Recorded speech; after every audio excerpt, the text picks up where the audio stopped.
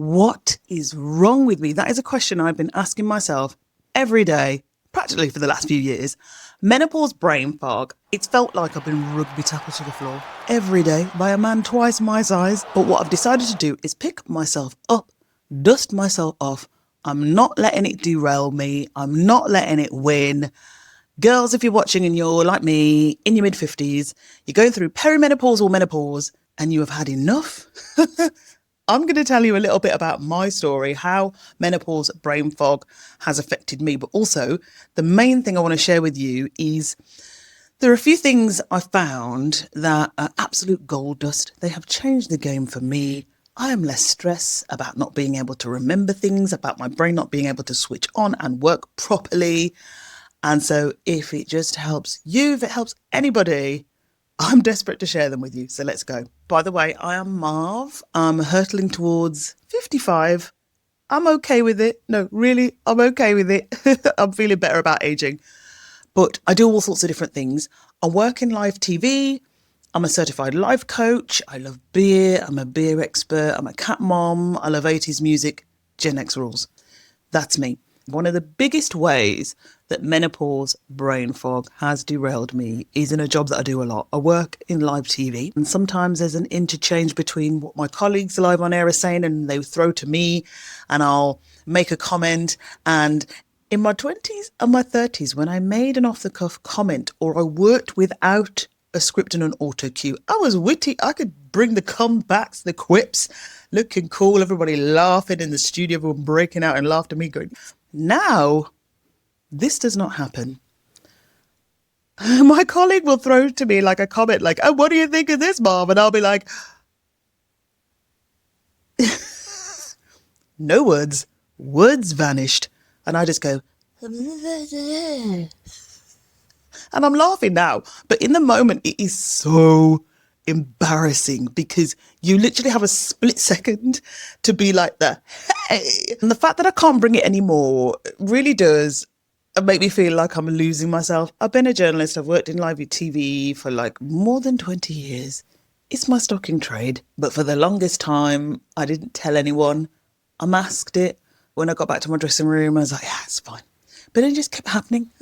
So now I've changed the way I am dealing with it. I am taking back control. And the reason I'm taking back control is because other things were happening. Like I'd be having a conversation with my husband and I'd start off a sentence and go, yeah, and you know what she said? Because she was trying to figure out and my husband would stop chopping the onions and look at me and go, are you all right? And I'd be like, yeah, hang on. Just trying to... The strategy, she was trying to figure out the strategy for I couldn't even remember the word strategy. And then there were things like I'd be taking the coffee cup to go and put in the sink, but I'd be opening the washing machine to go and put the finished coffee cup in well, that doesn't make any sense. And socks in the bin instead of the laundry basket. All these little things that kind of felt a little bit scary. Like, am I going mad? Is it early onset? And I know that sounds ridiculous, but it's in my family, dementia's in my family. So you kind of lean into that, you think, and it gets very scary. But one of the things I decided to lean back on is something that I stumbled across about 10 years ago called the 3 principles. And essentially it is about relying on your inner wisdom. Now, when I found out about 3 principles, like Jamie Smart, Michael Neal speak about all of these things, and I just love their work. I used to kind of rely on it a lot more. And over the years, I've forgotten it. And now I'm deciding to bring that back. Our minds are actually built to self-correct. You know, in the way that you shake up a snow globe and then you let everything settle. So instead of panicking and judging myself and telling myself off for not remembering the words, you idiot, you fool, you silly cow, right? I'm going, I can't remember the words. That's it. I will let them come to me, even if they're not on the tip of my tongue, and even if they don't come to me in the moment, they often come back to me like in the shower or when I'm going to bed. Thank you. But they come. And instead of masking it, I'll call it what it is. I can't remember things as much. I put it down to menopause brain fog. I'm on HRT. Maybe I've got to change my dose. Maybe I've got to get into testosterone and see if that helps. But I call it out in the moment. One of the biggest things I've learned to do in my 50s is trusting myself. And that is around everything I do now, trusting myself and that whole letting go. So when I was a lot younger, I used to be able to juggle a load of things, remember a load of things in my head. I cannot do that now. And I need support as to how I can do that in a different way. And one of the things that turned my life around in a whole weekend is, wait for it, this book.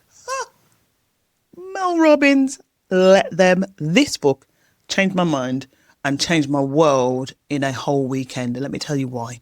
It leans into the theory of let people be who they are. They will show you who they are. Let them, and then let you. So you control your feelings, your actions, your reactions to those people. And it's very much around, it kind of links into the coaching thing that I talk about, Stephen Covey's spheres of control. There are things that are happening in the world that are concerning, but that you cannot control. So partition those things. So that could be other people's behavior. You can control certain things, like control your own actions, your feelings, as I said, towards what's happening.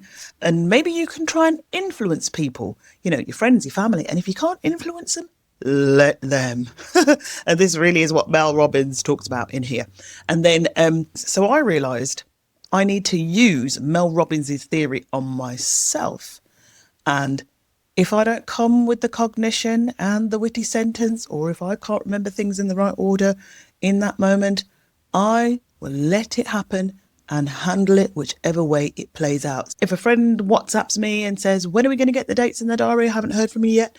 And I forgot to reply to her. Then 3 or 4 days later, she's chasing me. I'm like, oh crap. Okay. Let's be honest. I'm really sorry. I forgot to reply. Like, don't get hung up on, oh my God, oh my God, oh my God, I'm terrible. I'm a bad person. I'm losing my mind because I didn't remember to reply to her. No. Anything non-urgent, forget it. Anything urgent, what I do now, which is my third tip, is I have alarms in my phone. I just set alarms in my phone, especially for the really important things like the medical appointments or the booking the tickets for the gig. You know, you get that email of like your favorite artist, the tickets are going on sale at 10 a.m. on Friday. You're like, oh, okay. I set an alarm 9:45, which means I will log into Ticketmaster or AXS or whoever's selling the tickets. And I will go, right, I need to log in, make sure if I need to set a password, whatever, I need to put the credit card in the system so that then when the tickets go on sale at 10 a.m., I'm not fumbling around and I do not miss my opportunity for joy, right? The downside is every time my alarm goes off, my husband Austin is like, can you just turn it off? Or he's reaching for the phone going, your alarm was going off. And it drives him mad. But me, it's my system. I make it work. I need it to work. So if you're sitting there feeling like you have lost your edge, you're looking in the mirror going, I don't know who the hell I am. Please know you are not alone. You are not crazy. You are still in there. The real you, the you used to know back in the day, you are still there. You still got your fire. You're just navigating this massive shift in life. This is what I talk about a lot on my channel. So come and join the club. Come and join the sisterhood. Come and join the family. And go and watch my video about menopausal rage. The moment I knew I needed to get HRT. And if you like my vibe, hit subscribe and I'll see you on the next video.